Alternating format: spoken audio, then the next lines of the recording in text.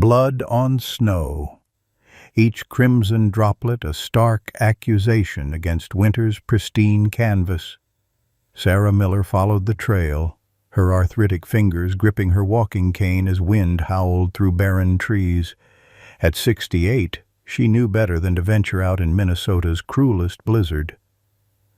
The trail ended at the abandoned Wilkerson barn. Something moved in the shadows, a labored breath forming ghosts in the freezing air. "Hello?" Sarah's voice trembled. Two amber eyes reflected her flashlight's beam. A German shepherd, belly swollen with pregnancy, leg twisted at an impossible angle. The dog's body tensed, preparing for another human's cruelty. Their eyes locked. The dog's gaze held something Sarah recognized from her nursing days. Beyond pain, beyond fear, a desperate, primal plea to save not one life, but many. That single look changed everything. Leave a like and share your thoughts in the comments along with the city you're watching from now. Let's continue with the story. Sarah Miller hadn't always been alone. The two-bedroom house on Maple Street once echoed with her husband James's laughter and the excited chatter of their daughter Catherine. Now, 15 years after burying James, a casualty of his third tour in Afghanistan, the walls held only silence and fading photographs. At 68, Sarah's military nursing career was long behind her, replaced by quiet days counting pennies from her modest pension and avoiding the pitying glances of neighbors. December in Rochester, Minnesota, meant darkness fell by 4:30, temperatures plummeted to bone-chilling lows, and the holiday decorations sprouting across lawns only amplified Sarah's isolation. Catherine lived in Phoenix now, too busy with her own family to visit more than once a year. This Christmas would be Sarah's fifth alone. She'd stopped putting up decorations 3 years ago. No sense pretending, she often told her reflection while swallowing her heart medication, the cost of which increased every year while her fixed income remained stubbornly static. The harsh winter had forced difficult choices. Heat the spare bedroom or refill prescriptions. The bedroom remained cold. The German shepherd looked nothing like the proud, powerful dogs Sarah remembered from her military days. This creature's once glossy coat hung dull and matted. Ribs showed despite the swollen belly that spoke of advanced pregnancy. The right hind leg bent unnaturally, bone visible through torn flesh. Most telling were the old scars, cigarette burns and thin lines across her flank that could only come from a belt or whip. Yet something in those amber eyes remained unbroken. Intelligence, dignity, and fierce determination. Sarah named her Luna for the way her eyes caught the flashlight's beam like moonlight. Outside, Rochester continued its holiday preparations. The historic downtown sparkled with Christmas lights, while families rushed between stores. The close-knit community prided itself on Midwestern values, helpfulness, Christian charity, and neighborliness. Yet every community has its shadows. The recession had hit hard. The animal shelter had closed due to budget cuts last spring. Veterinarian Dr. Michael Thompson now worked alone after his partner left for a more lucrative Minneapolis practice. The weather forecast warned of the worst winter in 30 years. 3 feet of snow already blanketed the town, with another storm approaching. As temperatures dropped to dangerous levels, most vulnerable creatures knew to seek shelter. Both Sarah and Luna had run out of safe places to hide. Following the blood trail had been instinct, something left over from Sarah's nursing days. "Never ignore a blood trail," her old supervisor used to say. The crimson droplets led her through knee-deep snow to the abandoned Wilkerson barn, its weathered boards groaning against the relentless wind. The structure hadn't housed animals in nearly a decade. Not since old man Wilkerson lost his dairy farm to the bank. The barn door hung partially open, swinging with each gust. Sarah's flashlight beam cut through the darkness, illuminating dust motes and ancient hay bales. The blood trail continued inside, more concentrated now.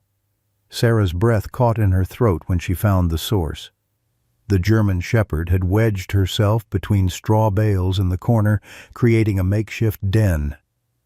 The dog's eyes reflected the light with an almost supernatural glow, wary and wild. "Easy now," Sarah whispered, kneeling despite the protest from her arthritic knees. Up close, the dog's condition was worse than she'd first thought. The broken leg had a compound fracture, bone protruding through skin. Patches of fur were missing, revealing old scars beneath. Most concerning was the dog's swollen belly. She was clearly in the final stages of pregnancy. Sarah's transistor radio crackled from her coat pocket. The weather service interrupted the classical music station with an urgent alert. "This is not a test. A severe winter storm warning has been upgraded to a blizzard emergency for Olmsted County. Temperatures expected to drop to -30 with wind chill. All residents advised to shelter in place. Repeat, this is not a test." Sarah switched it off, considering her options. The Humane Society had closed last spring. Budget cuts.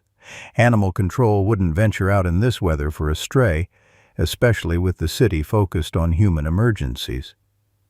Dr. Thompson's veterinary clinic was 5 miles away, impossible to reach with roads rapidly becoming impassable. "It's just you and me, girl," Sarah said, reaching slowly toward the dog. The German shepherd's lips pulled back, revealing impressive canines. A low growl rumbled from her chest. Sarah withdrew her hand but maintained eye contact. "I understand," Sarah said. "Men haven't been kind to either of us, have they?" She unwrapped her scarf and placed it near the dog, then retreated a few steps. The standoff continued for nearly an hour as the storm intensified outside. Sarah spoke in soft tones about nothing in particular: her husband James, her daughter Catherine, the weather, just letting the dog grow accustomed to her voice. Finally, Sarah made a decision. "I can't leave you here to die," she said firmly, "and those puppies deserve a chance." From her bag, Sarah produced half a ham sandwich, her planned dinner. She placed it within the dog's reach and waited. Hunger eventually overcame fear.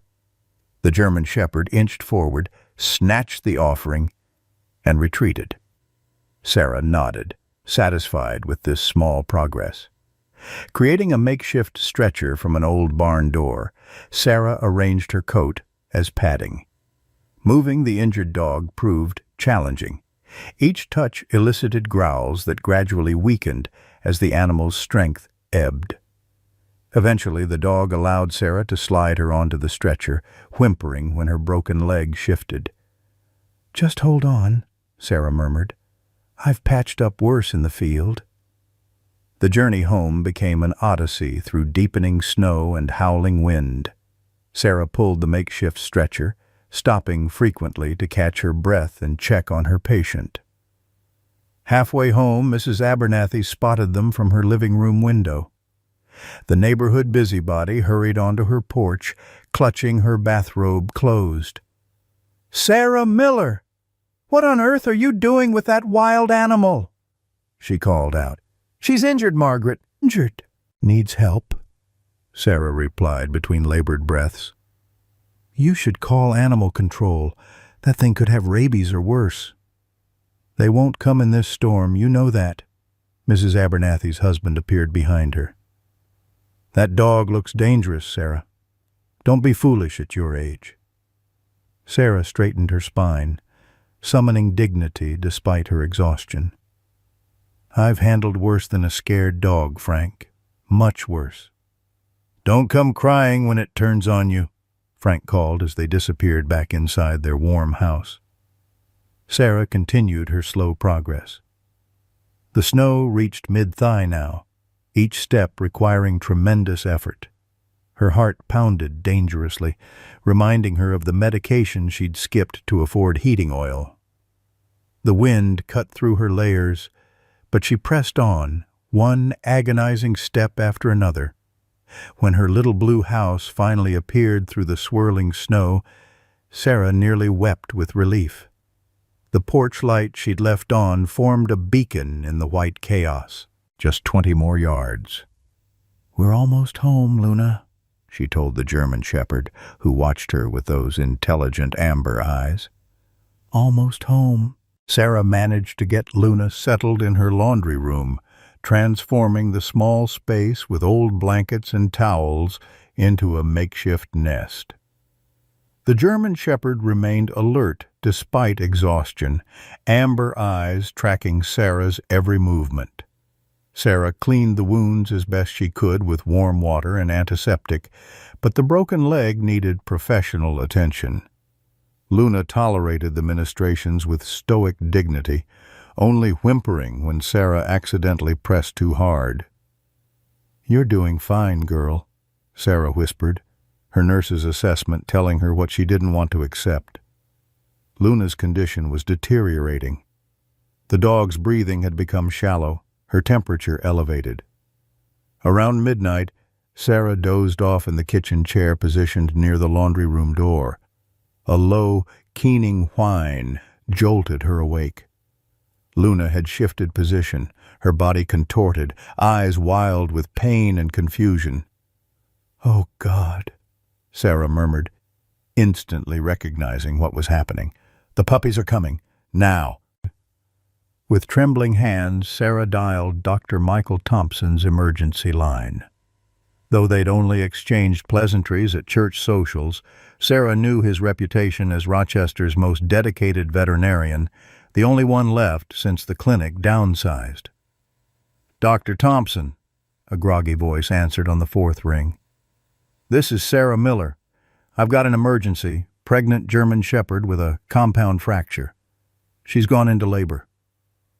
The phone crackled with silence before he responded. "In this storm? The roads are impassable, Mrs. Miller. You need to call animal control. They're not coming, and you know it," Sarah cut in, channeling the authority that had once made her an effective head nurse. "This dog will die without help.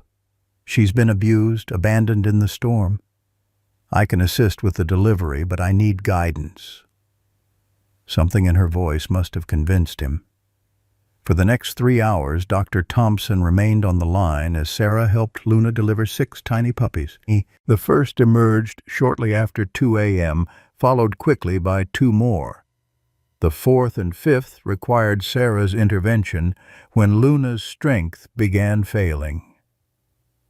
The 6th and smallest arrived just before dawn, barely breathing until Sarah gently massaged its tiny chest.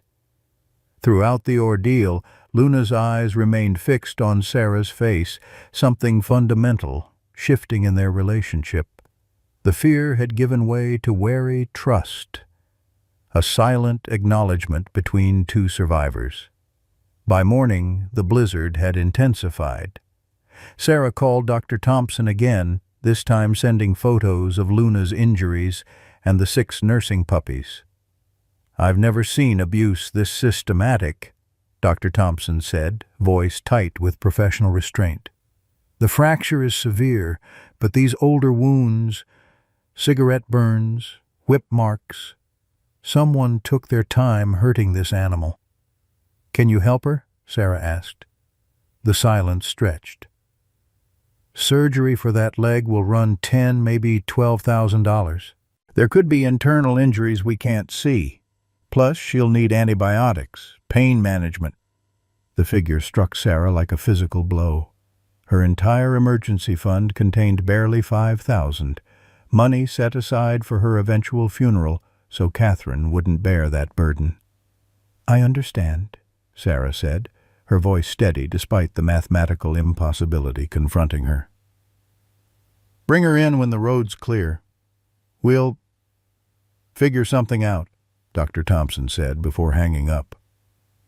Sarah sat beside Luna's nest, watching the puppies nurse. We'll figure something out, she echoed, wondering if she'd just lied to them both.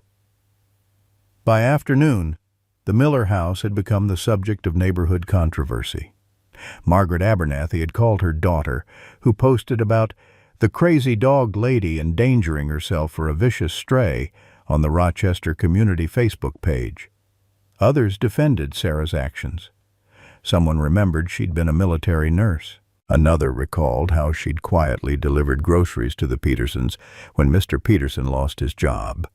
Sarah remained oblivious to the digital drama until Eleanor Williams, the elementary school teacher next door, trudged through the snow with a casserole and printouts of the Facebook threads.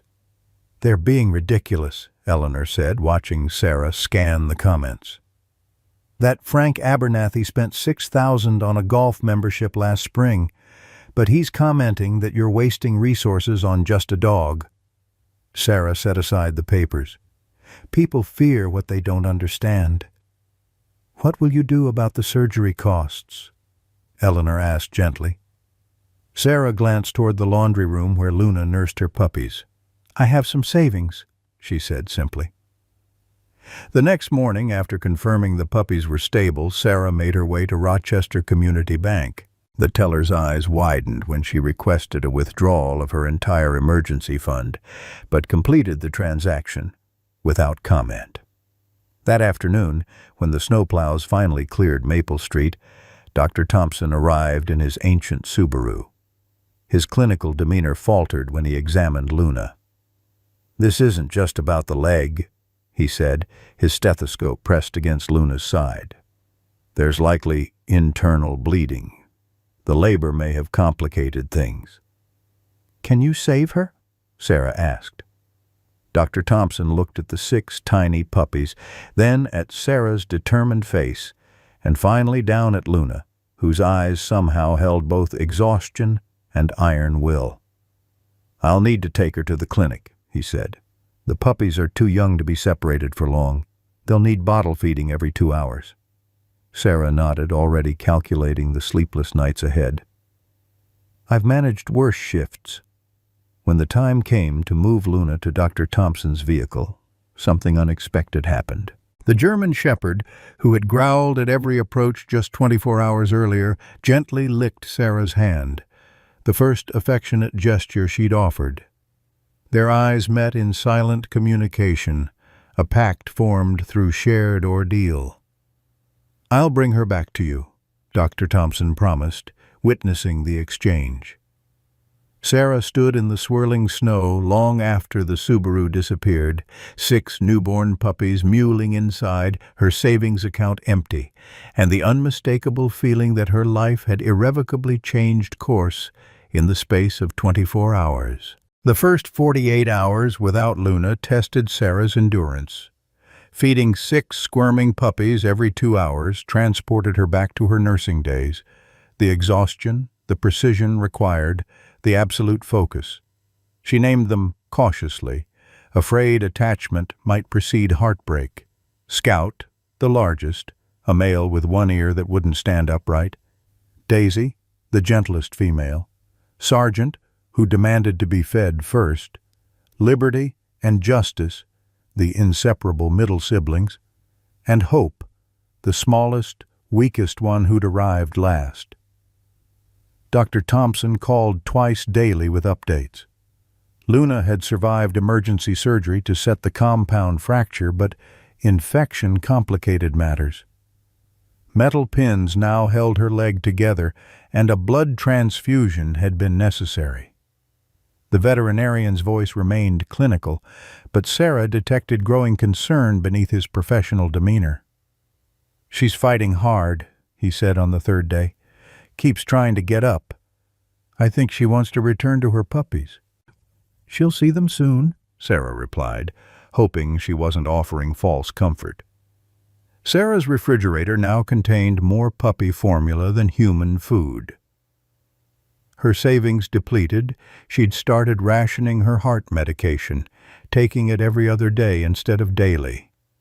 The dizziness and occasional chest tightness were concerning but manageable compared to watching 6 innocent lives fade away. She'd survived worse situations in the field hospitals of her military days. On day 4, Eleanor Williams knocked on Sarah's door with several grocery bags and a determined expression. "The checkout girl at Westside Market mentioned you've only been buying puppy supplies," Eleanor said, brushing past Sarah into the kitchen. "So? I brought people food." Sarah's pride bristled. "I don't need charity, Eleanor." "It's not charity, it's community," Eleanor corrected, unpacking bread, eggs, and pre-made casseroles. "My grandmother had a saying, 'Pride makes for lonely funerals.' You're doing something good here. Let others help." While Eleanor organized the refrigerator, Sarah checked on the puppies. Hope remained concerning. Smaller than her siblings, struggling to compete for formula despite Sarah's efforts to ensure equal feeding. Sargent had developed his mother's watchful gaze, his tiny head swiveling whenever Sarah approached the laundry room basket. Eleanor paused in the doorway watching Sarah tend to the puppies. "Ruth Simmons at the Rochester Post wants to run a small piece about the rescue. She heard about it at church." Sarah looked up sharply. No newspapers." "It might help with the medical bills," Eleanor pointed out gently. "Dr. Thompson is doing what he can, but I've heard the clinic is struggling too." Sarah considered this while measuring formula. The puppies had begun to recognize her scent, their tiny noses twitching whenever she leaned over their basket. "Just the basics, then. No photographs of me." The article appeared 2 days later, modest but effective. "Winter Rescue. Local woman saves German Shepherd and newborn puppies during blizzard," occupied the bottom corner of the Rochester Post's community section. Ruth Simmons had honored Sarah's request for anonymity, referring to her only as a retired military nurse in her 60s, but included Dr. Thompson's information for those wishing to contribute toward Luna's care. That same evening, Sarah's phone rang, an unfamiliar California number. She answered cautiously. "Mom?" Catherine's voice crackled through the connection. "I saw the article online about Rochester, about the German Shepherd rescue. That's you, isn't it?" Sarah sank into her kitchen chair. She and Catherine spoke monthly, brief conversations filled with surface-level pleasantries and carefully avoided subjects. They hadn't had a meaningful exchange since James's funeral. "How did you know?" Sarah asked. "A retired military nurse in her 60s. Who else would brave a blizzard for a stray dog?" Catherine's voice held something unfamiliar. Not quite approval, but not her usual detachment either. "Are you okay? The article mentioned the dog was dangerous." "Luna's not dangerous. She's injured and afraid," Sarah corrected, surprised by her own defensiveness. "And yes, I'm managing fine." An awkward pause followed before Catherine spoke again. "I worked with service dogs for a while, you know, at that training center in Sacramento, before my current job." "I didn't know," Sarah replied, realizing how little she knew about her daughter's life. "Listen, Mom, if you send pictures of the dog, I might be able to tell you something about her training level, maybe her background." The offer surprised Sarah. "I'll have Dr. Thompson send some when Luna's more recovered." After hanging up, Sarah sat motionless, processing the unexpected connection. Catherine had reached out. It wasn't reconciliation, but it was something. a tiny breach in the wall between them. The next morning brought another unexpected development. Dr. Thompson arrived early, his expression simultaneously exhausted and animated. "She's recovering faster than any dog I've treated with similar injuries," he reported, accepting the coffee Sarah offered. "But something's odd. When my assistant Monica played the radio during treatment, Luna responded strangely to certain sounds, particularly sirens or alarms." "How so?" Sarah asked. "She tried to stand at attention, like she was reporting for duty." He sipped his coffee. "Has she reacted unusually to anything here?" Sarah considered. "The puppies were fussing yesterday while I was napping. When I woke, my chest felt tight, probably missed my medication. Luna had been trying to wake me.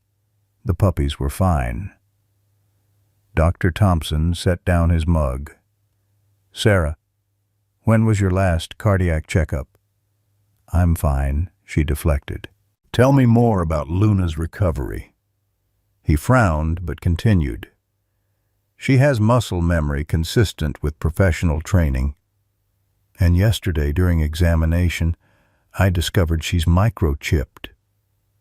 Sarah straightened. "You can trace her owner then?" "That's just it. The chip's registration has been deliberately erased. Someone went to considerable trouble to hide her origins." He hesitated. "Someone's been asking about her around town, too. A man in his 30s, dark hair, expensive coat, asked at the diner if anyone had found a German shepherd." An involuntary chill ran through Sarah. "What did you tell him?" "Nothing. But Rochester's a small town. People talk." After Dr. Thompson left, Sarah found herself standing protectively near the puppy basket. Luna had been abused, abandoned while pregnant in a blizzard. The thought of returning her to those circumstances was unthinkable. That afternoon, Sarah received a call from Midwest Veterinary Hospital in St. Paul. "Mrs. Miller? This is Dr. Abrams. Michael Thompson consulted me about your German Shepherd's case. I'm a veterinary orthopedic specialist." Sarah listened as Dr. Abrams explained the complexity of Luna's injuries. The surgery Dr. Thompson performed was preliminary. The fracture requires more extensive repair if she's to regain full mobility. I've offered to perform the procedure at cost.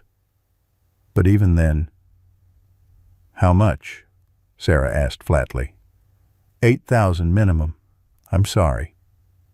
After hanging up, Sarah confronted her new reality. Her savings were gone. Her credit card was nearly maxed out from puppy supplies. Her retirement check wouldn't arrive for another 2 weeks. She glanced at her heart medication bottle, now dangerously low. The doorbell interrupted her calculations. Eleanor Williams stood on the porch with Ruth Simmons from the Rochester Post. "We have an idea," Eleanor announced. "Ruth's son manages the community center. We want to organize a fundraiser for Luna's medical expenses." Ruth nodded enthusiastically. "The response to the article was overwhelming. People want to help." Before Sarah could formulate a polite refusal, a piercing cry came from the laundry room. She rushed in to find Hope struggling to breathe, her tiny body trembling. Sarah scooped up the puppy, administering gentle chest compressions as she'd been taught. "Call Dr. Thompson," she instructed Eleanor, who immediately pulled out her phone. For 15 agonizing minutes, Sarah worked to stabilize the tiny puppy, whispering encouragement. "Stay with me, little one. Your mama's coming home soon. She's fighting for you. You fight too." Dr. Thompson arrived in record time, medical bag in hand. Together they stabilized Hope, who eventually began breathing normally again, her miniature rib cage rising and falling with reassuring regularity. "She's stronger than she looks," Dr. Thompson observed, watching Sarah return the puppy to her siblings. "Like her mother," Sarah replied. That evening, Eleanor and Ruth outlined their fundraising plan. A community event at Rochester Community Center featuring donated items for auction, refreshments, and a presentation about animal rescue. Sarah reluctantly agreed, recognizing that her pride now stood between Luna and the care she needed. The next day brought an unexpected visitor. Sarah opened her door to find Police Chief Daniel Carson on her porch, looking uncomfortable in his civilian clothes. "Ms. Miller," he nodded. "Wanted to stop by personally. We've had a report about your, rescued animal." Sarah's grip tightened on the door frame. "What report?" "Man named Robert Davis claims his German Shepherd went missing during the blizzard. Says she's microchipped, was pregnant. Matches your dog's description." Luna was abandoned in a snowstorm with a broken leg and signs of systematic abuse, Sarah replied evenly. "If that's his dog, he should be charged with animal cruelty." Chief Carson shifted his weight. "He claims she ran away, got injured after escaping. Says he's been searching desperately." He paused. "He's got a lawyer, Sarah, and registration papers." "May I see them?" "He'll bring them to the station tomorrow." The chief lowered his voice. "Just wanted to give you a heads up. This might get complicated." After he left, Sarah called Dr. Thompson, who promised to attend the meeting with documentation of Luna's injuries. "The pattern of old wounds contradicts any claim of recent accident," he assured her. That night, Sarah dozed fitfully in her recliner beside the puppy basket. Around midnight, she awoke to an uncomfortable pressure in her chest, stronger than the usual twinges she'd been experiencing. Sweating despite the room's chill, she fumbled for her phone to call for help. Before she could dial, Sargent began whimpering loudly, unusual for the typically stoic puppy. The sound continued, growing more insistent until Sarah checked on him. Finding nothing wrong with the puppy himself, she realized he was trying to alert her, just as Luna had done earlier. Sarah took her emergency nitroglycerin, breathing deeply as the chest pressure gradually subsided. She stared at Sargent, who had settled once she took her medication. "You're definitely your mother's son," she whispered. The following morning, Eleanor arrived with surprising news. The fundraiser's location has been changed to Riverside Church. Pastor Williams offered it for free when he heard about Luna, and the Rochester Small Business Association is matching donations. Sarah blinked in surprise. "Why would they do that?" Eleanor smiled. "Because not everyone in town thinks like Frank Abernathy. Most folks remember when you organized the hospital volunteers during the '97 flood, or when you drove Mrs. Peterson to her chemotherapy appointments for 8 months straight." She squeezed Sarah's hand. "You've been putting good into this community for decades, Sarah. Sometimes it comes back around." As the fundraiser plans progressed, Sarah continued researching Luna's background. Catherine sent information about professional service dog training markers, specific responses to commands, behavioral patterns, physical conditioning. Luna exhibited many of these traits, reinforcing Dr. Thompson's theory about her professional background. The mystery deepened when Dr. Thompson called with news from his veterinary colleague in Minneapolis. The microchip serial number pattern matches those used by Midwest Service Dogs, a training organization that provides animals to hospitals, police departments, and individuals with disabilities. Can they confirm if Luna was one of theirs? That's the strange part. They claim they have no record of her in their system, but the chip is definitely from their batch. The pieces didn't fit together. A professionally trained service dog, pregnant and abused, abandoned in a snowstorm, with deliberately erased identification. Someone was going to considerable lengths to hide Luna's history. And now that someone had found her. Sarah watched the puppies growing stronger daily, especially Sargent with his watchful eyes. Hope remained smaller than her siblings but fought with surprising determination during feeding time. Tiny Liberty had developed the habit of pushing food toward her smaller sister, an act of generosity that brought tears to Sarah's eyes. "Your mama will be home soon," Sarah promised them, hoping circumstances wouldn't make her words a lie. The morning of Luna's critical surgery dawned with a sky like bruised steel. Sarah had spent the night on her living room floor beside the puppy basket, checking temperatures and administering formula with military precision. At 3 weeks old, the puppies had developed distinct personalities. Sargent maintained his watchful vigilance. Daisy's gentle nature emerged in how she nuzzled her siblings. Scout explored every corner of the expanded pen Sarah had constructed. The twins, Liberty and Justice, remained inseparable, while Hope, though still the smallest, fought with surprising tenacity for her share at feeding time. Dr. Thompson arrived at 7 sharp, his face betraying the gravity of the day ahead. "We should get her to the clinic soon. Dr. Abrams is driving down from St. Paul specifically for this procedure." Sarah nodded, her throat tight.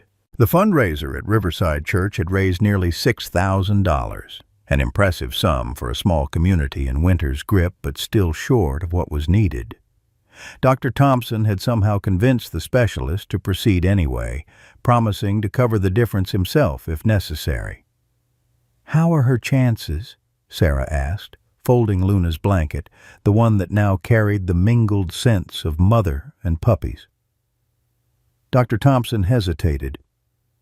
"The infection has complicated things.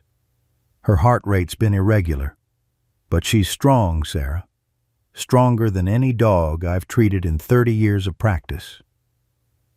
The goodbye between Luna and her puppies tore at Sarah's composure.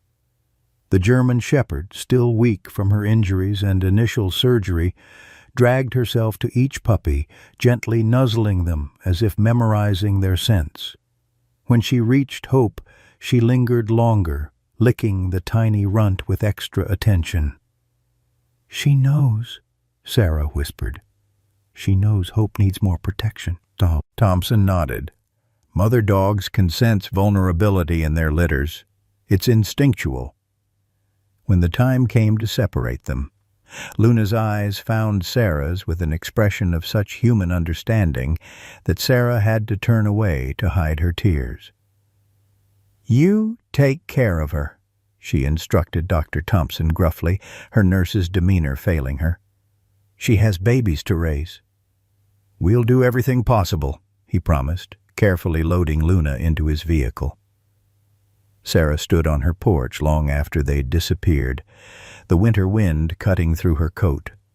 Eleanor appeared beside her without announcement, silent solidarity in her presence. "I should be there," Sarah said finally. "You should," Eleanor agreed, surprising her. "I'll watch the puppies. Ruth is coming too. She knows bottle feeding from raising her daughter's kittens last spring." The Rochester Veterinary Clinic occupied a modest building on the edge of town. When Sarah and Eleanor arrived, they found the small waiting area already occupied. Chief Carson sat thumbing through an ancient Field and Stream magazine. Ruth's son Jason arranged chairs in the corner. Pastor Williams nodded at them from his seat near the reception desk. "Word got around," Chief Carson explained simply. The surgical preparation took nearly 2 hours. Dr. Thompson emerged periodically with updates as Dr. Abrams worked to assemble his specialized equipment. Sarah paced the small waiting area, her military training battling against mounting anxiety. "She's being sedated now," Dr. Thompson reported around noon. "Dr. Abrams will begin the procedure shortly. It may take 5 to 6 hours." The first 3 hours passed with excruciating slowness. The waiting room gradually filled as community members drifted in, teachers from the elementary school, several of Sarah's former hospital colleagues. even the skeptical Frank Abernathy with a tin of his wife's cookies. Nobody spoke much, but their presence formed a shield of support around Sarah. At hour 4, Monica, Dr. Thompson's assistant, burst through the surgical doors, her face pale beneath her mask. "Dr. Thompson needs another set of hands. Mrs. Miller, he's asking for you." Sarah was on her feet instantly, muscle memory from her nursing days taking over. She followed Monica through the sterilization chamber, accepting the offered surgical scrubs with practiced efficiency. The surgical suite smelled of antiseptic and crisis. Luna lay on the table, her body draped in blue surgical cloths, her leg exposed where Dr. Abrams worked with intense concentration. Dr. Thompson stood at the monitoring equipment, his expression grim. "She's crashing," he said without preamble, heart rates plummeting, blood pressures dropping. "We need to stabilize her before Dr. Abrams can continue." Sarah moved to Luna's head, where monitors displayed the alarming numbers.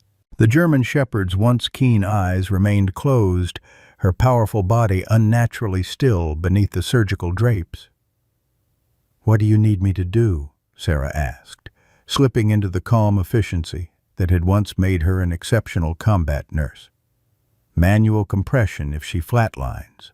Monitor her vitals while we address this bleeding. Talk to her. Some studies suggest animals can still hear under anesthesia." Sarah positioned herself by Luna's head, one hand resting gently on the unshaved portion of fur, the other ready to assist if needed. "You listen to me, Luna," she whispered fiercely. "Those 6 babies need their mama. You fought too hard to give up now." The next 20 minutes unfolded like a battlefield triage. Dr. Abrams worked methodically to control unexpected bleeding while Dr. Thompson administered emergency medications. Sarah watched the monitors with unwavering focus, reporting each fluctuation with professional detachment that belied her inner turmoil. Then the worst happened. The steady beep of the heart monitor collapsed into a single continuous tone. Flatline. "Beginning compressions," Sarah announced, her hands finding the precise spot on Luna's chest. She pressed rhythmically, counting aloud, her world narrowing to this singular task, forcing life back into the still heart beneath her palms. "Push 1 amp of epinephrine," Dr. Thompson ordered Monica, who complied with swift efficiency. 15 seconds without heartbeat," Sarah reported, continuing compressions. Dr. Abrams paused his work on the leg, moving to assist with the more critical cardiac situation. "Preparing defibrillator." 25 seconds, Sarah counted, her arms aching with the effort of compressions. The room filled with the mechanical whine of the charging defibrillator. Monica applied the conductive gel to the paddles, her hands steady despite the tension surrounding them. 30 seconds, Sarah announced, her voice betraying emotion for the first time. "Come on, Luna. Fight." "Clear," Dr. Thompson called. Sarah pulled back. The paddles delivered their electric shock. Luna's body jerked on the table. Nothing. "Resuming compressions," Sarah declared, her hands returning to their rhythmic work. "Charging to 300, Dr. Thompson said. "Clear." Another shock. Another moment of breathless waiting. Then a blip on the monitor. Then another, irregular at first, then steadier. "We've got rhythm," Sarah announced, tears filling her eyes despite her professional facade. "Blood pressure rising," Monica confirmed. Dr. Thompson's shoulders sagged with momentary relief before he straightened, professional focus returning. "Let's stabilize her before we continue with the orthopedic procedure." Outside in the waiting area, word had spread about the crisis. By late afternoon, the small parking lot had filled with vehicles. People clustered in groups, some bringing thermoses of coffee or folding chairs. As darkness fell and temperatures dropped, candles appeared, first just a few, then dozens, illuminating the winter night with flickering hope. Inside, unaware of the growing vigil, Sarah assisted as Dr. Abrams finally completed the delicate orthopedic procedure, installing a specialized plate to reconnect the shattered bone. After 7 grueling hours of surgery, Luna was moved to recovery, still unconscious, but stable. Dr. Thompson found Sarah washing up, her shoulders slumped with exhaustion. "You probably saved her life in there," he said quietly. "Those compressions during the cardiac arrest. Another few seconds and we'd have lost her." Sarah dried her hands, the familiar post-surgery trembling beginning in her fingers. "Will she recover fully?" "It's too soon to tell. The next 24 hours are critical." He hesitated. "There's something else you should know, Sarah. About Robert Davis." She stiffened. "What about him?" Dr. Thompson sighed heavily. "He's my cousin. Second cousin, actually. I didn't realize it until he came to town looking for Luna. We're not close. Haven't spoken in years. But I recognized him from family reunions." Sarah's exhaustion vanished, replaced by sharp focus. "You've been in contact with him?" "Not directly. He doesn't know I'm involved in Luna's care." Dr. Thompson ran a hand through his disheveled hair. "Robert went through something terrible 3 years ago. Lost his wife and daughter in a car accident. He was driving. After that, he changed. Started drinking. Became someone else entirely."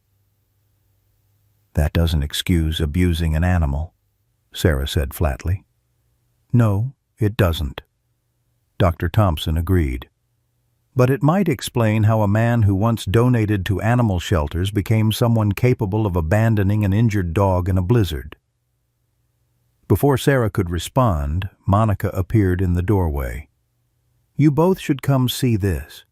They followed her to the recovery area where Luna lay still unconscious, surrounded by monitoring equipment. But she wasn't alone. Through the clinic's front doors, they could see the parking lot filled with people holding candles, their faces illuminated in the darkness. "It started about an hour into the surgery," Monica explained. "First, just a few people from the waiting room. Then more came. Someone posted on Facebook about Luna fighting for her life. People just showed up." Sarah pressed a hand to her mouth, overwhelmed by the display of community support. Chief Carson stood at the front of the group, maintaining order. Pastor Williams moved among the crowd, speaking quietly to individuals. Even the skeptical Abernathys had joined the vigil, Frank's arm around Margaret's shoulders as they held their candles against the cold. "I'll be damned," Dr. Thompson whispered. "I've never seen anything like this." "They're not just here for Luna," Monica said softly. "They're here for you too, Sarah." While Luna remained in recovery, Sarah stepped outside briefly to thank the gathered crowd. Their collective breath formed clouds in the freezing air, candles creating islands of warm light in the darkness. "Luna's stable for now," she told them, her voice carrying in the winter stillness. "The surgery was complicated, but she's fighting." She swallowed against the tightness in her throat. "Thank you all for coming, for caring, for helping us raise the funds for her treatment." "We take care of our own in Rochester," someone called from the back. Murmurs of agreement rippled through the crowd. Sarah realized with sudden clarity that this wasn't just about Luna anymore. Something larger had taken shape, a community rediscovering its capacity for collective compassion, using this injured dog as a rallying point for something they'd all been missing. Around midnight, with most of the vigil keepers gone home, a news van from KTTC Rochester pulled into the parking lot. The young reporter approached Sarah cautiously. "Mrs. Miller, I'm Jessica Chen from Channel 10 News. We've been hearing about the community response to Luna's story. Would you be willing to share a few words about what's happening here? Sarah hesitated, her instinct for privacy warring with the recognition that media attention might help with the remaining medical costs. Just a few questions, she agreed reluctantly. The 3-minute segment aired on the morning news, then unexpectedly got picked up by regional affiliates. By afternoon, it had been shared on national social media channels, accompanied by images of the candlelight vigil and Luna's puppies. Sarah's phone began ringing with calls from Minneapolis, Chicago, even New York media outlets. "This is getting out of hand," Sarah told Eleanor, who had arrived to help with the puppies while monitoring Luna's condition from afar. "It's a good thing, Sarah," Eleanor insisted. "Dr. Thompson says 3 different veterinary supply companies have donated equipment and medicine after seeing the story. A dog food company wants to provide a year's worth of supplies for Luna and the puppies." The attention brought unexpected consequences. Catherine called again, this time with greater urgency in her voice. "Mom, I need to tell you something about Luna. The markings on her back leg in the photos, I recognize them. She looks exactly like a service dog I worked with in Sacramento. A dog named Aurora who disappeared from the training program under suspicious circumstances." "How can you be sure it's the same dog?" Sarah asked. "Aurora had a distinctive scar pattern on her right flank, like a starburst. It was from an accident during her early training." "Is there a marking like that on Luna?" Sarah remembered the unusual scar Dr. Thompson had noted during Luna's initial examination. "Yes. Dr. Thompson thought it was from abuse, but it does look different from the other marks." Catherine's voice tightened. "Mom, Aurora was incredibly valuable, one of the most promising service dogs in the program's history. She could detect seizures before they happened, sense diabetic crashes, even alert to certain cancers. If Luna is Aurora," she trailed off, "she'd be worth stealing." Sarah finished the thought. That evening, Dr. Thompson allowed Sarah to visit Luna in recovery. The German Shepherd remained sedated but had shown promising signs: stable vital signs, improved respiratory function, even minor responses to stimulation. Sarah sat beside the recovery kennel, gently stroking Luna's ears. "Catherine thinks you might be a very special dog," she whispered. "A service dog named Aurora who went missing." "Is that who you are, girl? Is that why someone wanted to hide your identity?" Whether coincidence or response, Luna's tail twitched slightly at the name Aurora. When Sarah returned home late that night, she found Ruth Simmons still awake, diligently feeding the puppies their midnight meal. "I noticed something unusual about the little one," Ruth said, indicating hope. "She has a marking I didn't see before. Her fur is growing in more now." Sarah leaned closer to examine the tiny puppy. As Hope's dark puppy fur had begun giving way to her adult coat, a pattern had indeed emerged, a perfect, heart-shaped white marking on her chest, previously hidden by the uniform dark coloring of newborn puppies. Sarah's hands trembled as she lifted Hope for a closer look. "James's service dog had a marking exactly like this," she whispered. "His military dog during his last deployment. He sent me photos of that heart-shaped spot, said it reminded him of home." "That's quite a coincidence," Ruth remarked. "I stopped believing in coincidences during my time in the field hospitals," Sarah replied, carefully returning Hope to her siblings. "Everything connects somehow. We just can't always see the pattern immediately." 3 days later, Luna showed the first true signs of recovery. Dr. Thompson found her attempting to stand in her kennel despite the heavy sedation and surgical site. "She's got somewhere to be," he told Sarah during his morning call. keeps looking at the door, then trying to get up. I think she knows her puppies are waiting. When can she come home? Sarah asked. If she continues improving at this rate, maybe by the weekend. Dr. Abrams is amazed at her recovery speed, says he's never seen anything like it, especially after cardiac arrest during surgery. That afternoon, Sarah received another surprise visitor. A silver-haired woman in an impeccable pantsuit introduced herself as Victoria Harrington, Executive Director of Midwest Service Dogs. I saw the news coverage, she explained, accepting the tea Sarah offered. When they showed Luna's photograph, I recognized her immediately. We've been looking for Aurora for nearly a year. That's her real name, then? Aurora? Victoria nodded. She was our most promising trainee in a decade. Could detect medical crises before they happened, remember complex command sequences, remain calm in any situation. She sipped her tea. Then she disappeared from our facility. Security footage showed someone had deliberately tampered with our gates. We filed police reports, offered rewards, but she vanished completely. Why would someone steal a service dog? Sarah asked, though she suspected the answer. A dog with Aurora's abilities would sell for upwards of $50,000 on the black market, Victoria explained.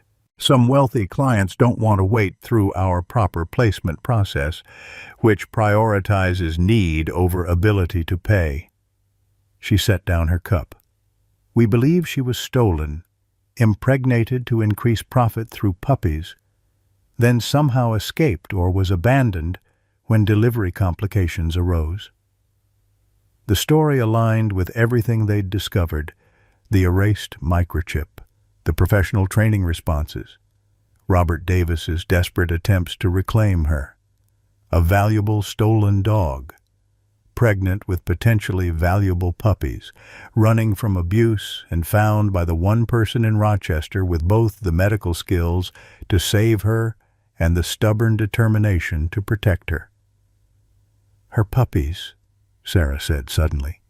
Would they inherit her abilities? Victoria's eyes widened slightly. It's possible. These traits have strong genetic components. Has any puppy shown unusual behavior? Sarah thought of Sargent alerting to her cardiac episode, of Hope's heart-shaped marking matching James's service dog. Perhaps, she said carefully. It's still early to tell. When Victoria left, she handed Sarah her card. Officially, I'm here to reclaim Aurora for Midwest Service Dogs. But after seeing what you've done for her, hearing about this community's response, she smiled.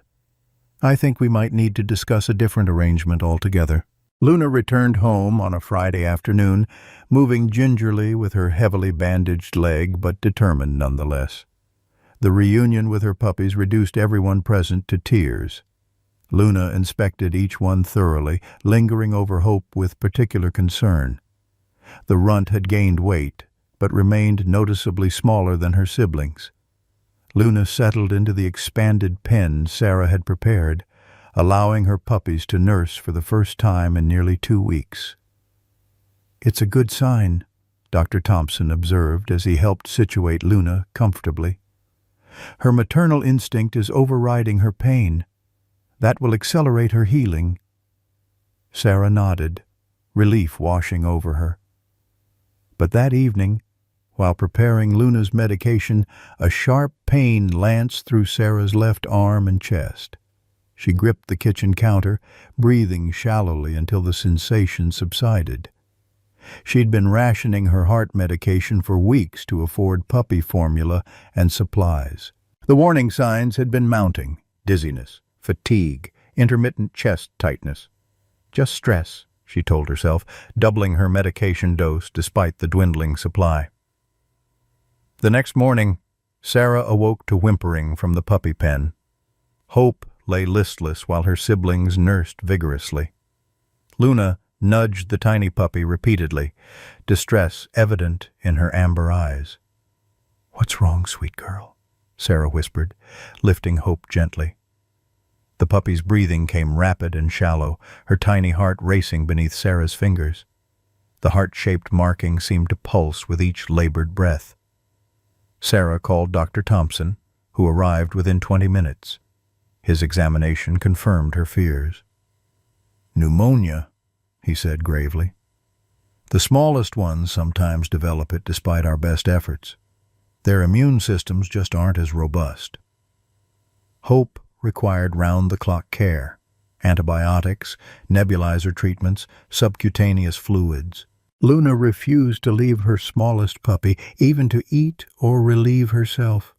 Sarah slept on the floor beside the pen, administering treatments every hour, speaking constant encouragement to the tiny fighter. On the second day of Hope's illness, the doorbell rang. Sarah opened it to find Chief Carson standing beside a well-dressed man she didn't recognize. "Mrs. Miller," the chief began uncomfortably, "this is Alan Westfield, attorney for Robert Davis." Westfield stepped forward, extending an envelope. "This is a formal demand for the return of Mr. Davis's property, specifically the German Shepherd Luna and her litter." Sarah's fingers closed around the envelope. "Her name is Aurora. She's a stolen service dog." Westfield smiled thinly. "Mr. Davis has registration papers and veterinary records documenting his ownership for the past 11 months. Your claim about some other identity would be difficult to prove in court." "She was abused," Sarah countered. "Abandoned in a blizzard with a broken leg. There are witnesses." "Who witnessed the alleged abandonment directly?" Westfield challenged. "Mrs. Abernathy saw you with the dog after the fact. No one actually saw Mr. Davis abandon the animal." Chief Carson cleared his throat. "Sarah, I've reviewed the documentation.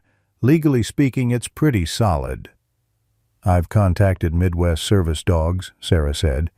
"Their executive director confirmed Aurora was stolen from their facility." "Hearsay," Westfield interrupted smoothly. "Without documentation linking this specific animal to their missing dog, it remains speculation." He glanced at his watch. "Mr. Davis is prepared to be generous despite the circumstances. He's offering $5,000 as compensation for your expenses."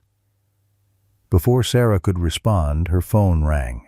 Catherine's number. She excused herself to answer it.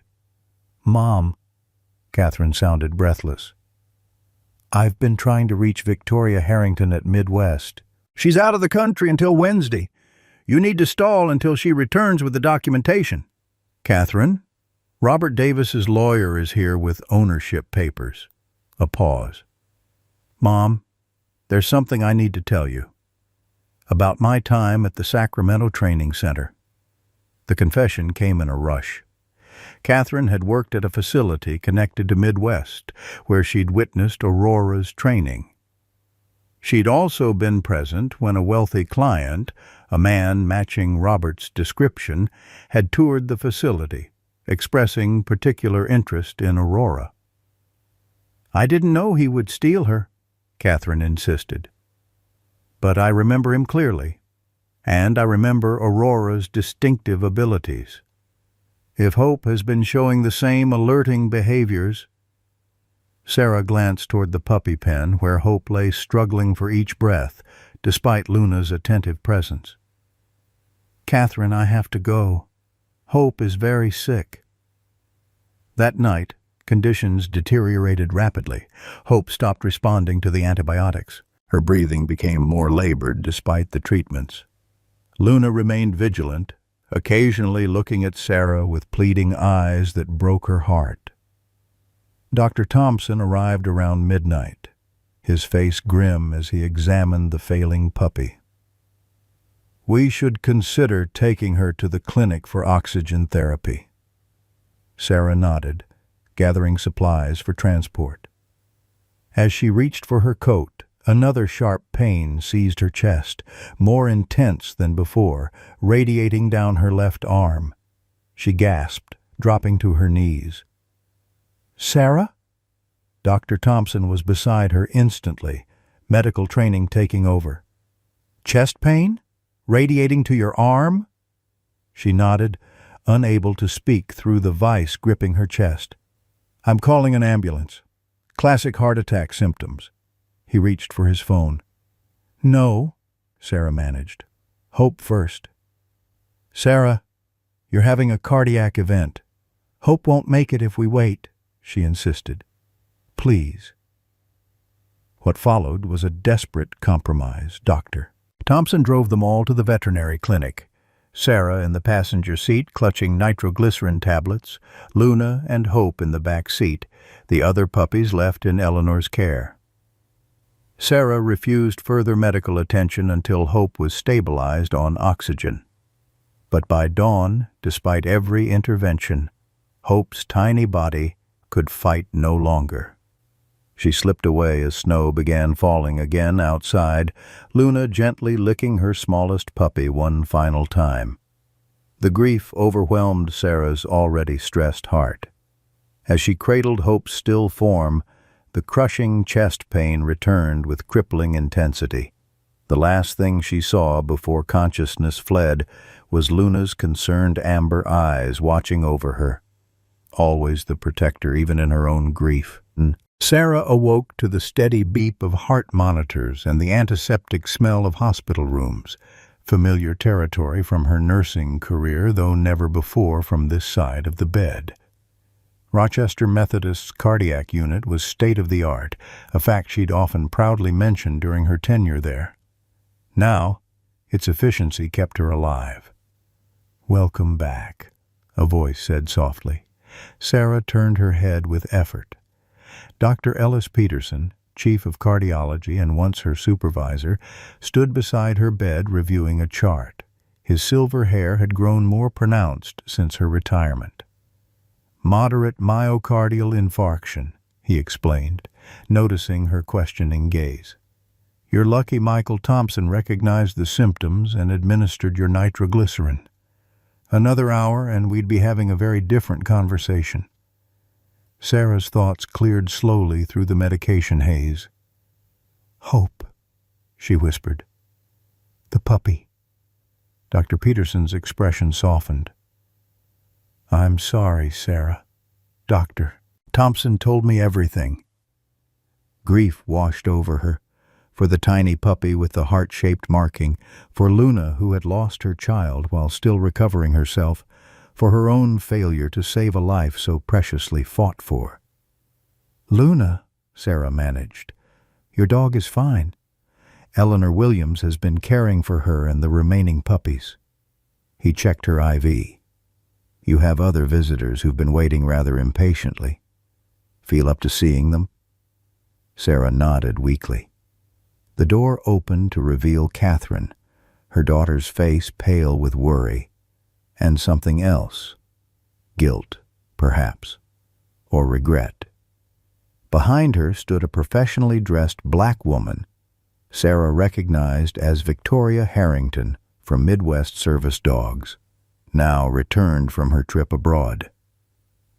"Mom," Catherine rushed forward, taking Sarah's hand. "I've been so scared." The simple touch broke something between them, years of strained distance collapsing beneath the weight of nearly losing each other forever. Sarah squeezed her daughter's hand, words unnecessary between them. Victoria approached the bed with dignity tempered by compassion. "Mrs. Miller, I'm relieved to see you recovering. I've brought the documentation we discussed, and more." She opened her briefcase, extracting several files. "These confirm Aurora's identity beyond any legal doubt. Microchip registration, DNA profiles, training records, and, most damning for Mr. Davis, security footage showing Aurora being loaded into a vehicle matching the description of his Range Rover on the night of her disappearance." "How did you find this now?" Sarah asked. "Catherine," Victoria nodded toward Sarah's daughter. "She contacted former colleagues at the Sacramento facility, who located archived security footage we'd previously overlooked." Catherine met her mother's questioning gaze. I should have done it months ago, Mom. When I first suspected the connection, I was afraid of what I might have enabled through my silence. Victoria continued, We've already shared this evidence with the police. Chief Carson is speaking with Mr. Davis's attorney as we speak. Sarah's relief at this development mingled with lingering questions. Why would someone like Robert Davis steal a service dog? The risk seems excessive for someone of his apparent means. Victoria and Catherine exchanged glances. Catherine spoke first. It wasn't about money, Mom. It was about his daughter. The full story emerged in pieces. Robert Davis had once been a respected pharmaceutical executive in Chicago. 3 years earlier, his 8-year-old daughter, Emily, had been diagnosed with a rare seizure disorder that proved resistant to medication. After multiple hospitalizations, the Davises had applied for a service dog trained to detect seizures before they occurred. Midwest has strict prioritization protocols, Victoria explained. Children with medical needs receive priority, but the waiting list was still 18 months. Mr. Davis became impatient. He attempted to expedite the process through donations, Catherine added. When that failed, he visited several training facilities, including mine in Sacramento. He became fixated on Aurora after witnessing her exceptional seizure detection abilities during a demonstration. 2 weeks later, Aurora disappeared from our most secure facility, Victoria concluded. We suspected an inside job but could never prove it. The pieces aligned with brutal clarity. Robert had stolen Aurora to help his daughter, an act of desperation born from paternal love rather than greed. But the story didn't end there. 6 months after the theft, Robert's wife and daughter were killed in a car accident, Catherine continued softly. He was driving. Emily had a seizure in the back seat. He turned to help her, lost control of the vehicle. Sarah closed her eyes, the tragedy of it settling over her. And Aurora, the dog who might have prevented the seizure, was with them in the car. Catherine nodded. She survived the crash that killed Emily and Lisa Davis. Afterward, Robert couldn't bear to look at her, the reminder of what might have been if he'd waited for proper channels. But he couldn't give her back without admitting theft, couldn't surrender her to a shelter without questions, so he kept her, isolated in his lake house outside Rochester, his grief transforming into resentment and abuse. The heart monitor beside Sarah's bed registered her distress at this revelation. A nurse appeared briefly, adjusting something in her IV that softened the world's edges. He's agreed to relinquish all claims to Aurora, Victoria said as Sarah's awareness began drifting, and to face whatever legal consequences apply. Sarah's last conscious thought before medication pulled her under was that tragedy created monsters of good people when grief remained unprocessed, untreated, a truth she'd witnessed countless times during her nursing career. She slept for nearly 12 hours, healing. When she woke again, twilight painted her hospital room in muted purples and blues. Someone had placed flowers on her bedside table. Eleanor's touch, Sarah suspected from the wildflower arrangement. A soft whine drew her attention to the room's corner. "Luna?" Sarah whispered. The German shepherd rose from her position beside Catherine's chair, moving with the awkward gait of her healing leg but with unmistakable purpose. She approached the bed, resting her muzzle gently on the mattress beside Sarah's hand. "How, Sarah began, looking at her daughter. Catherine smiled. Dr. Peterson approved it. Therapeutic animal visitation. Apparently, he's been following Luna's story like everyone else in Rochester. She stroked the dog's head, though he insists on calling her Aurora now that her identity's confirmed. Sarah's fingers found the soft fur behind Luna's ears. The name she had chosen would always feel right to her. The other puppies? Thriving. Eleanor has been managing with help from half the neighborhood, it seems. Catherine hesitated. Mom, there's something else you should know. About the night you had your heart attack. The hospital's overnight monitoring records revealed something extraordinary. While Sarah was unconscious, her heart had experienced a dangerous arrhythmia. Luna, who had been sleeping beside Catherine in the waiting area, had suddenly become agitated, attempting to reach Sarah's room with such determination that the night nurse eventually allowed her a brief visit, precisely 3 minutes before Sarah's monitors detected the irregularity. She sensed it before the machines did, Catherine explained. The nurse witnessed it all. Luna positioned herself beside your heart and became extremely vocal until medical staff administered medication. Dr. Peterson says her alerting possibly saved your life. The revelation struck Sarah with surprising force.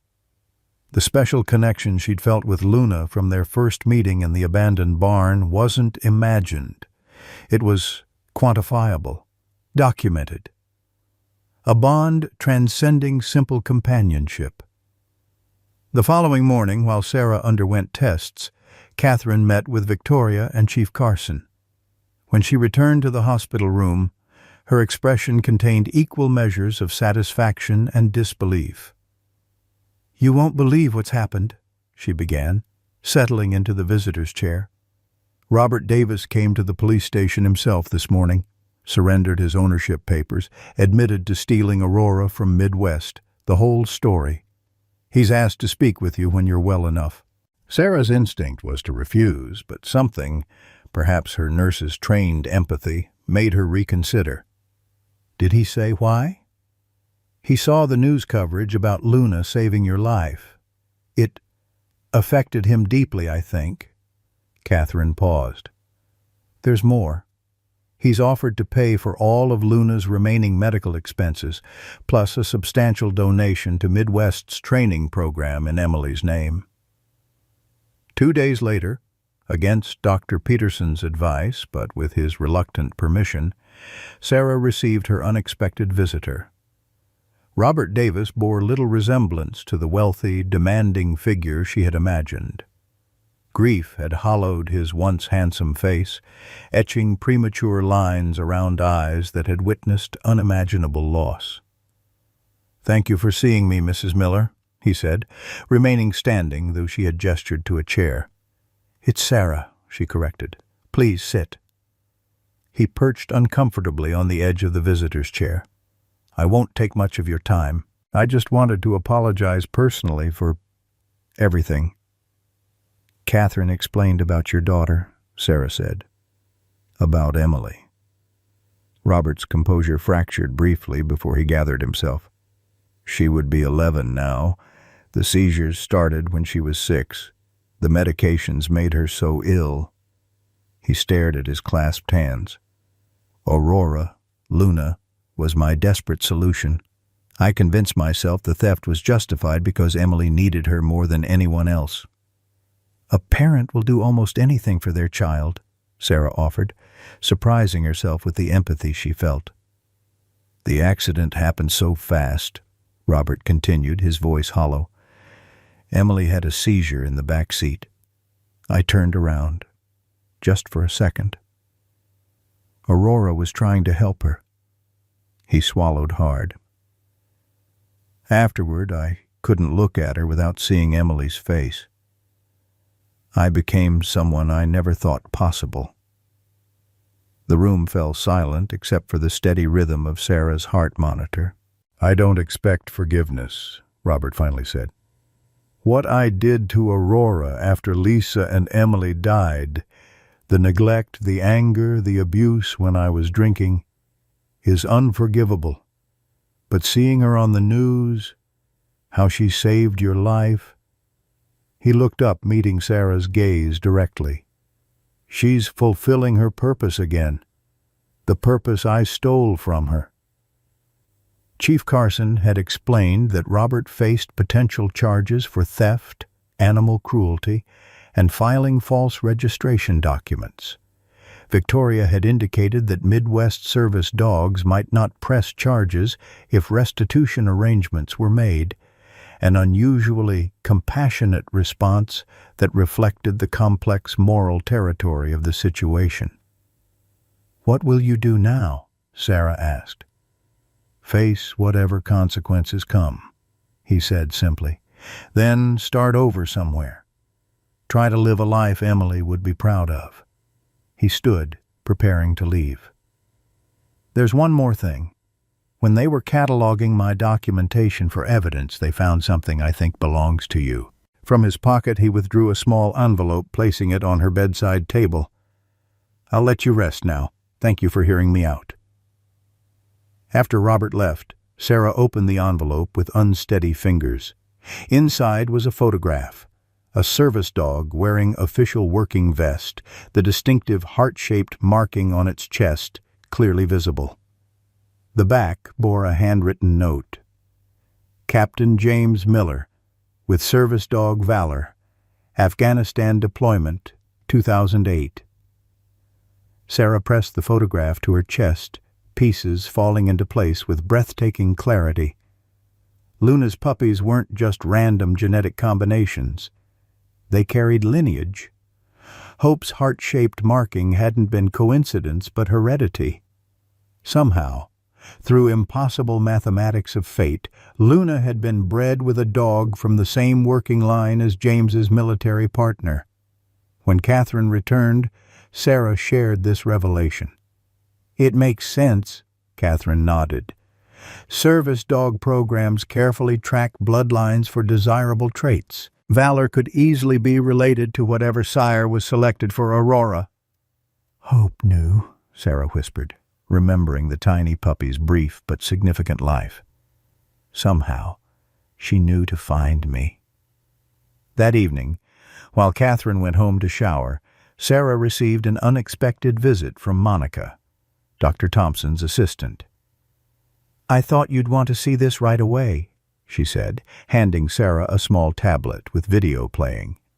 The footage showed Luna in the veterinary clinic's recovery room, surrounded by her 4 remaining puppies, all considerably larger than when Sarah had last seen them. But what caught her attention was Sargent, the watchful, serious puppy, methodically placing himself beside an elderly patient in a wheelchair. The woman's hand trembled with what appeared to be early Parkinson's symptoms. "Watch," Monica encouraged. On screen, Sargent positioned himself against the woman's leg. Within moments, her trembling noticeably decreased. "That's Mrs. Abernathy," Sarah realized with astonishment. Monica nodded. "She started volunteering at the clinic after the fundraiser. Said she wanted to be useful again." She pointed to Sargent. "Dr. Thompson says this behavior is genetic. Pressure therapy for neurological symptoms. He's doing it instinctively, without training." The implications bloomed in Sarah's mind. Luna's puppies had inherited not just her appearance, but her extraordinary abilities. Like their mother, they possessed innate gifts that could change lives, perhaps even save them. In that moment, watching Sargent intuitively comfort the woman who had once called Luna dangerous, Sarah understood that some truths transcended human complications. While people entangled themselves in grief and redemption, in mistakes and reconciliations, these animals moved with singular purpose: to heal, to connect, to serve. The revelation settled over her with profound simplicity. This wasn't just about saving a pregnant dog in a blizzard anymore. It was about something far more significant, a purpose that had found her when she'd stopped believing she had one left. Spring came to Rochester like a gentle awakening, melting away the harshest winter in decades. Sarah stood on her front porch, morning coffee warming her hands, watching Luna navigate the yard with increasing confidence. 3 months of intensive rehabilitation had transformed the German Shepherd's gait, from a pained limp to a barely perceptible unevenness. Dr. Thompson called her recovery remarkable. Sarah simply called it determined. The legal proceedings had concluded with surprising simplicity. Robert Davis pled guilty to all charges, accepting a suspended sentence contingent upon completion of psychological counseling and 500 hours of community service at the county animal shelter. Midwest Service Dogs formally transferred Aurora's ownership to Sarah, a decision Victoria Harrington described as recognizing the bond that transcends paperwork. The paperwork, now framed in Sarah's hallway, listed the dog's name as Aurora Luna Miller, an official acknowledgement of both identities. Catherine had extended her temporary visit into a 3-month stay, working remotely from Sarah's spare bedroom. The room no longer stayed cold. Sarah's financial situation had improved dramatically after an anonymous donor paid off her mortgage. Though Robert never confirmed it, the timing suggested his involvement. Sarah accepted the gift not as absolution, but as restitution, a step toward healing that benefited them both. "Mom, they're here," Catherine called from inside the house. Sarah set down her coffee and steadied herself against the porch railing. Her cardiac rehabilitation progressed well, but certain movements still required caution.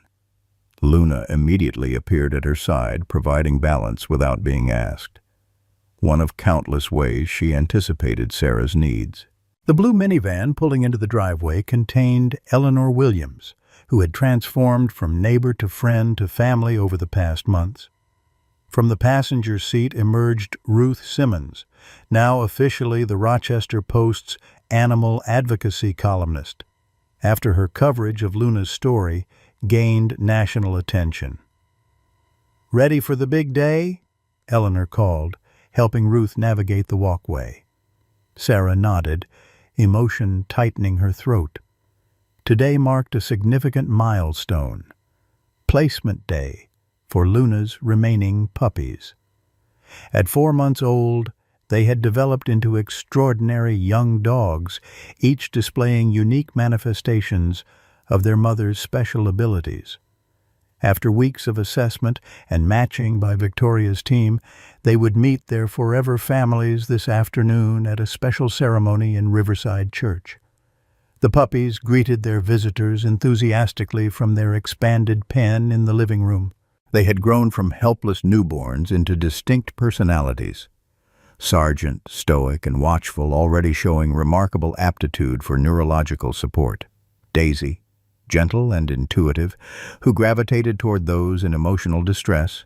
Scout, energetic and alert, with an uncanny ability to detect minute changes in blood chemistry. And Liberty, the independent thinker who had begun demonstrating her own version of Luna's seizure detection abilities.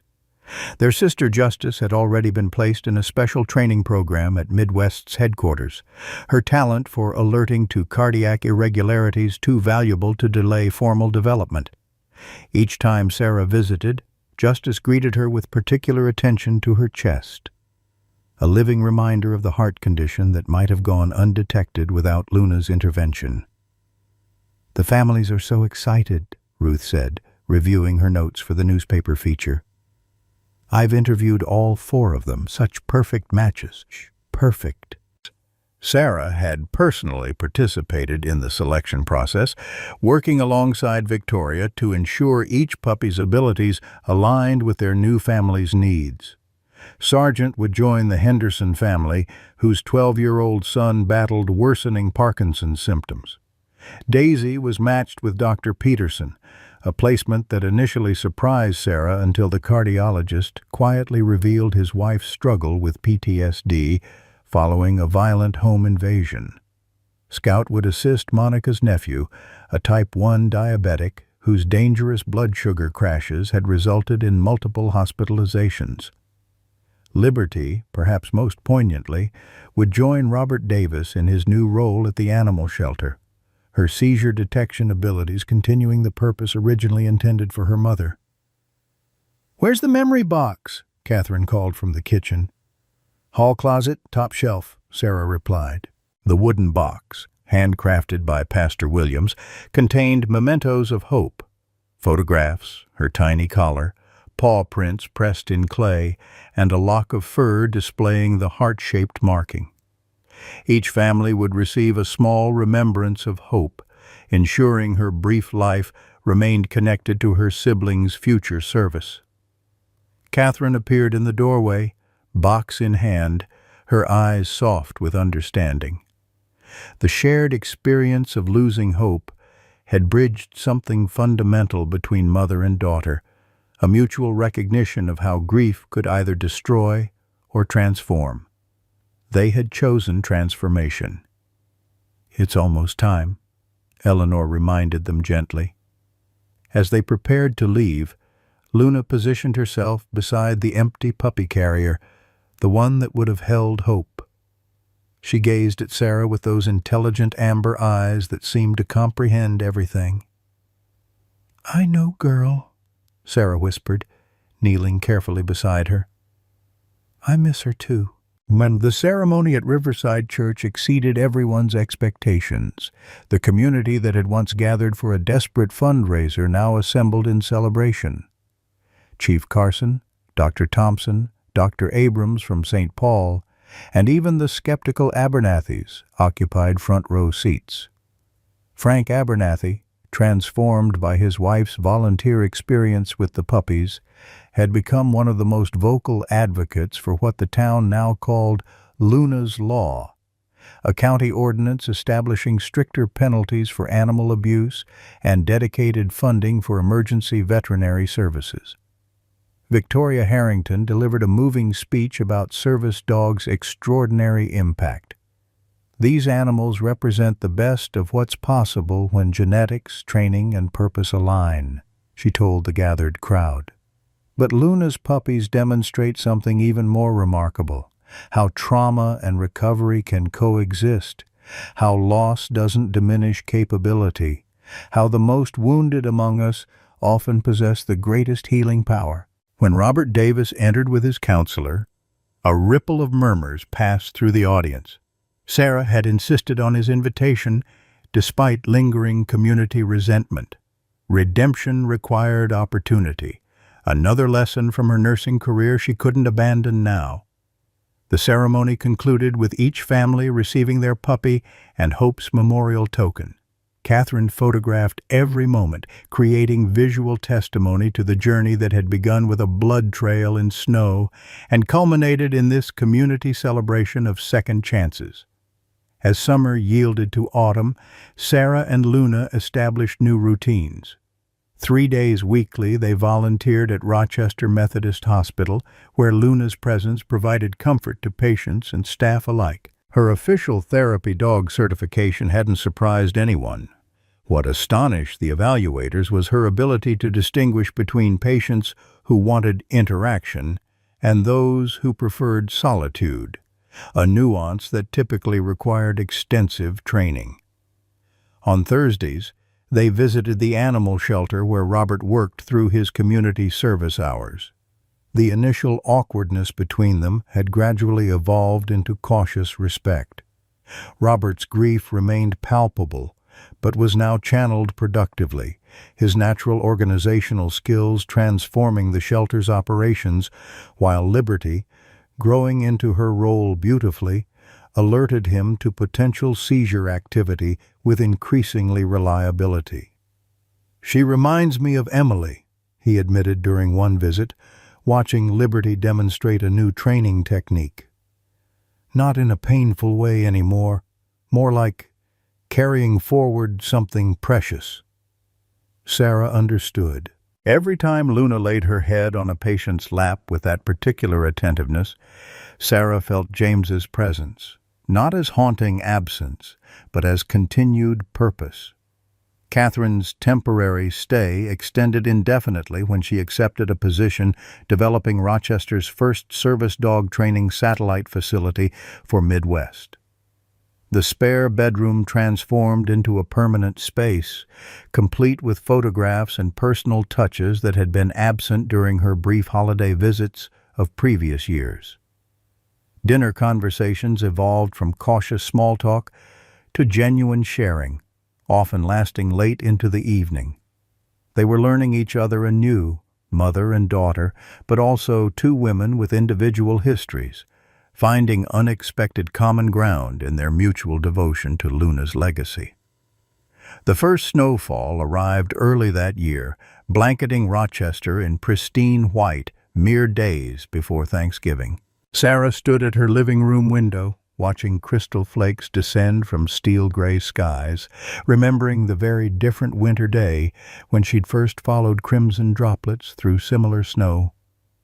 Luna pressed against her leg, seemingly sharing the recollection. 1 year, Sarah murmured, stroking the German shepherd's ears. Hard to believe, isn't it?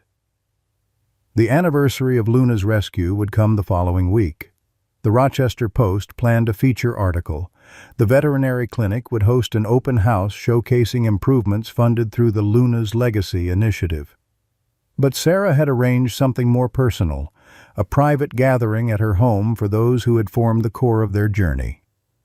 Eleanor, Ruth, Dr. Thompson, Catherine, and yes, Robert Davis, whose path toward redemption continued one difficult day at a time.